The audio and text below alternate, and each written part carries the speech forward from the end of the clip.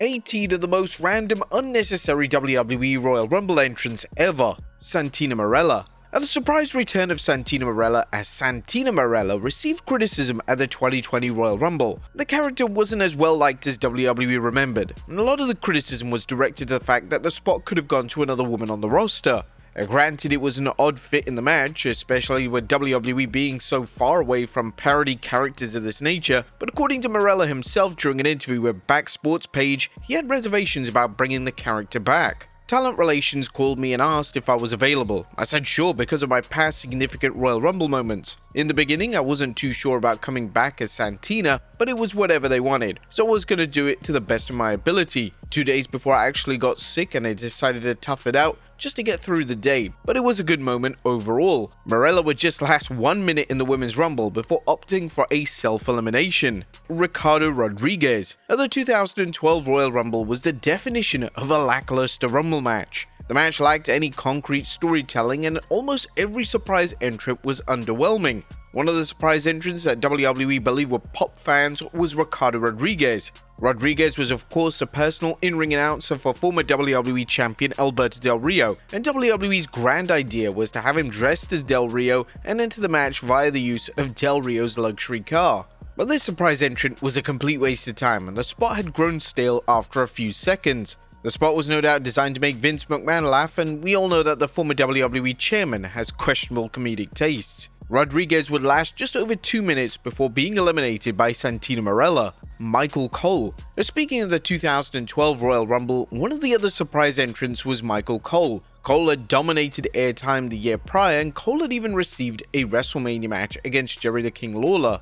And nobody was crying out for Cole to make a cameo in the match, and the WWE had moved away from Cole being an on-air character during this time, so it just felt like a major step backwards. Cole would enter in his infamous orange singlet, and he would have an exchange with Karma before being eliminated by fellow commentators Jerry Lawler and Booker T. Vicky Guerrero. And the inaugural Women's Royal Rumble would take place in 2018, and WWE did a great job in honoring the women of the past with numerous surprise entrants. One of the more polarizing entrants was Vicky Guerrero, who would enter the match screaming, "Excuse me!" over and over again. Whilst Guerrero received a great reaction, Guerrero wasn't a wrestler and she obviously wasn't going to take any big bumps. The spot could have been given to another wrestler on the roster or even another legend, but the WWE clearly wanted to honor the former general manager, Jonathan Coachman. During the Ruthless Aggression era, WWE were just obsessed with having Jonathan Coachman as an on-air heel. Coachman initially started in WWE as a backstage interviewer and commentator, yet in 2003, Vince McMahon decided that Coachman would be a solid presence as an on-screen heel. Although WWE had an insanely gifted roster in 2005, they decided to give one of the spots in the Royal Rumble to Coachman.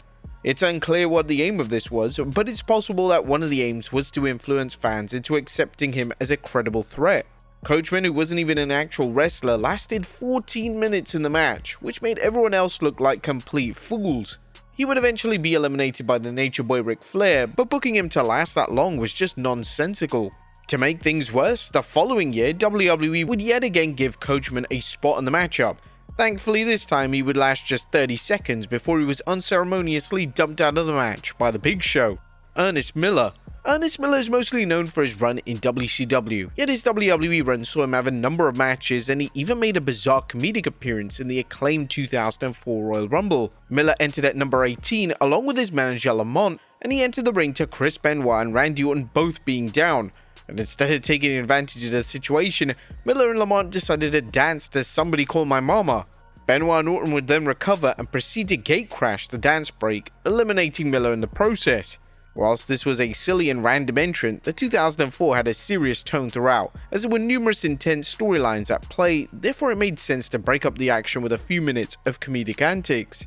Fake Diesel. WWE was so insistent on Fake Diesel being a huge deal that they allowed the character to not just be an entrant in the 1997 Royal Rumble, but also last until the Final Four.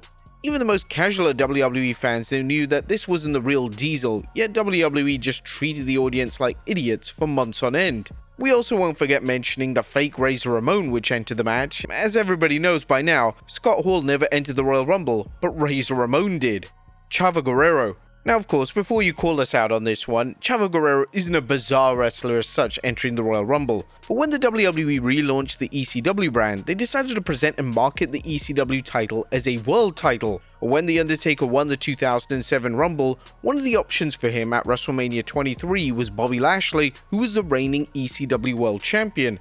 Over time, as WWE gradually lost interest in the ECW product, the labeling of the ECW World title began to fade away, and one specific entrant in the 2008 Rumble from Madison Square Garden made it obvious that the ECW title was no longer a world title in WWE. Entrant number 26 in the Rumble was Chavo Guerrero, and Guerrero at the time was the reigning ECW champion. It was labeled that Guerrero would have a chance to challenge for the world title if he won the Rumble, and this officially meant that the ECW world title was no longer considered to be a world title in the company. For the loyal fans of ECW, this was a disappointing way to find out that the ECW title was no longer a world title. However, the writing was on the wall a considerable amount of time before the annual matchup. Charlotte Flair. Now again, not exactly a strange entrant, but the active reigning world champion entering the Royal Rumble isn't a new concept, and it was done extremely well when Brock Lesnar did it in 2020. When Lesnar entered the match as WWE champion, it was a welcome yet bold addition to the matchup, and it helped set up his eventual WrestleMania 36 matchup against Drew McIntyre.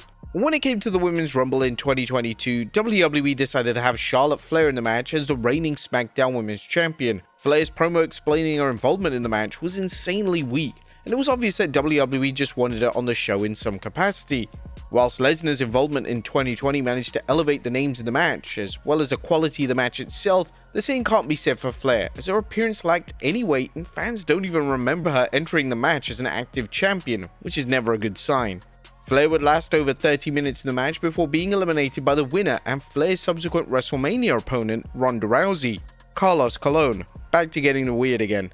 Now, Carlos Colon, father of Primo and Carlito, was a legendary wrestler from Puerto Rico and made a brief appearance in the 1993 Royal Rumble. Entering at number 24, Colon was already well known as a major figure in Puerto Rican wrestling and the founder of the World Wrestling Council. Despite being 44 at the time, Gorilla Monsoon mistakenly mentioned him as a fiery youngster. Yeah, right? Regardless, Colon was eliminated after a few minutes, but his inclusion in the Rumble added a touch of international flair and showcased WWE's acknowledgement of stars from outside its usual roster. It was, after all, the first time they did it. Shane McMahon.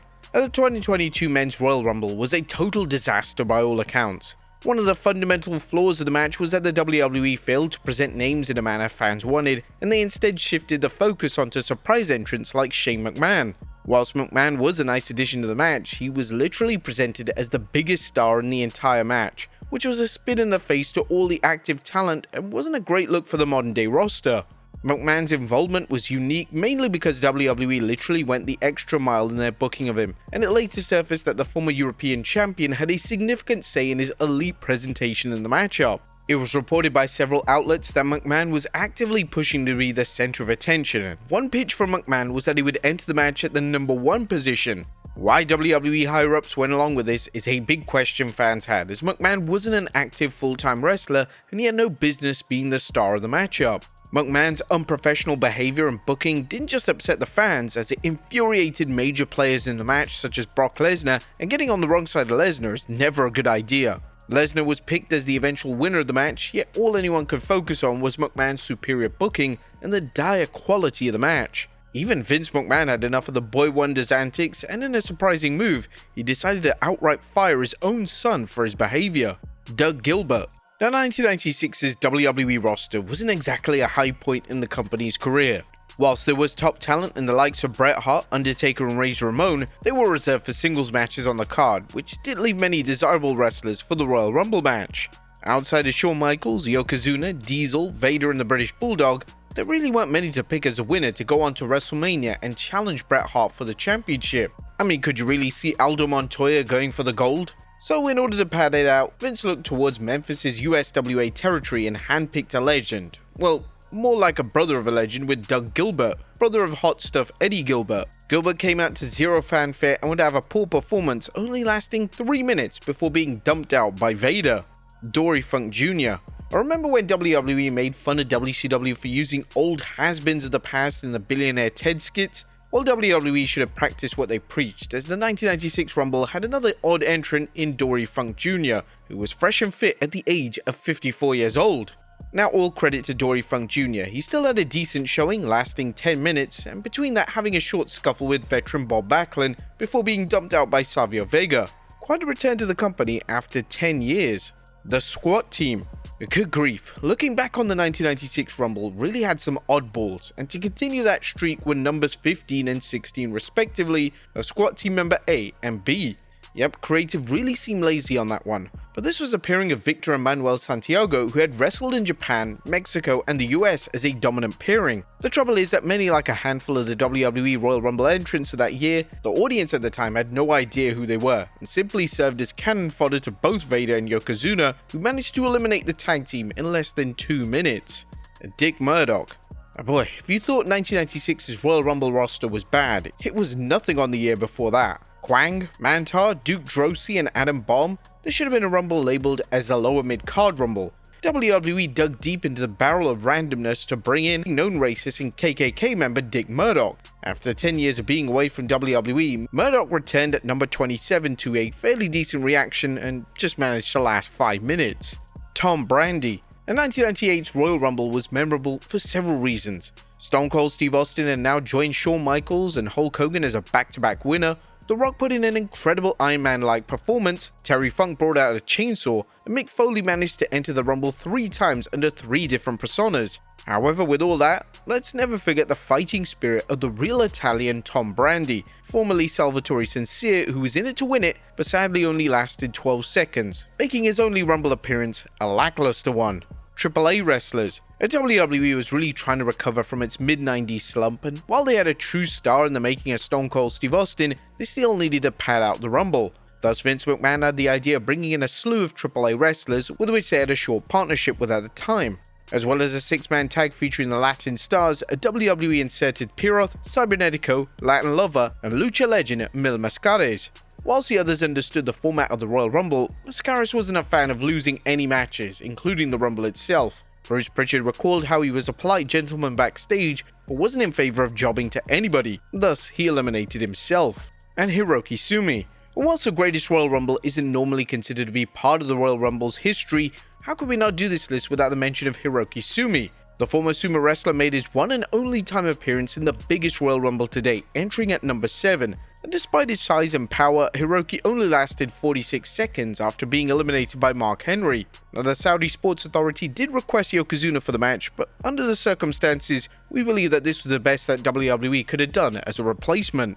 But there you have it, folks. Be sure to leave your comments down below, and I'll see you next time with some more wrestling content.